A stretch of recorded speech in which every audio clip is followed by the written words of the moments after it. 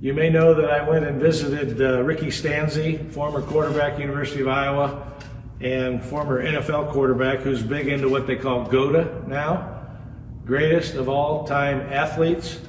And their belief is that there is a way that the body is coded to move properly, and that we're all born that way, and that our environment changes it. And a few of the great athletes you see still move the way the body was made to do, and a lot of people don't. And it has to do with, it's really kind of hard to put into words, but it has to do with the process of how people move, staying on the edges of your feet instead of on the inside of your feet, pigeon-toed a little bit instead of toes flared. They talk about a bow in a corner, how you kind of get the feeling of a bow and arrow bow with your leg, and then you corner around it as you move forward. Michael Jordan is GOATA, Tom Brady is GOATA, Usain Bolt is GOATA, Ed Reed, cornerback in the NFL, is GOATA. There's a lot of them.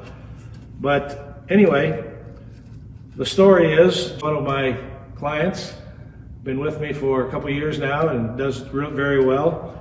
I've been trying to get him to understand something for quite a while and just wasn't able to express it clearly enough that he understood it. And he's been big into GOATA for quite a while. And so he went to a GOATA conference, and I think it was a week-long or several-day-long event, and they went through their, what they call a recode, training you to move how the body is made to move properly. And by the way, I forgot to mention, when you move GOATA, the theory is, and it looks like it's pretty accurate, that you will stop having non-contact injuries.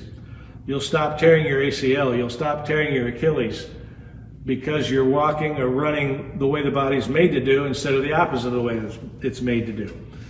And so anyway, went to them. He's been doing GOATA for a while. I've been trying to get him to do something. Couldn't get him to do it. He went to the conference. As soon as he came back, he was doing it. He was doing it right. He was swinging. He was doing what I was asking him to do in the swing. And it surprised me. And the swing's a beautiful swing. So I made an appointment to go up and meet with Ricky Stanzi. I was there last Friday, spent 3 hours with him, and really got to understand GOATA quite a bit. And pretty much what we teach is GOATA. There's 3 elements to GOATA. That your head should be in your rear column, they call it. Basically your head over your back leg, give or take, but in the rear side of your body. And then you want to stick your butt out and coil in a manner such that your butt, your hips, stay behind your ribs. If you're looking at the body from the side, you want to make sure the butt stays behind the ribs all the way through the swing. Okay? Actually, yes, in the swing, but that's what they believe. That's part of how we should move. And then you should pivot on the second little toe area of your foot, not on the big toe, on the outside of your little toes.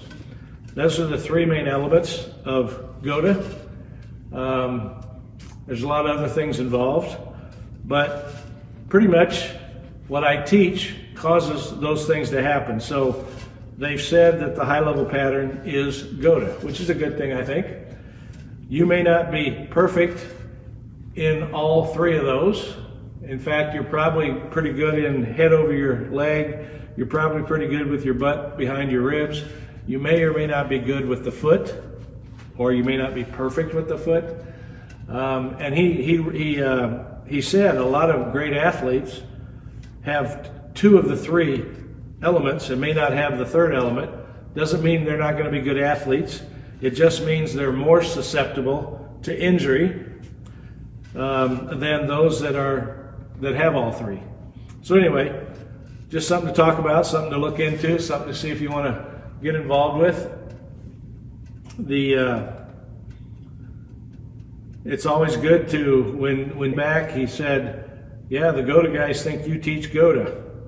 So, very good. Anyway, I'm rambling. Any more comments? Sean says,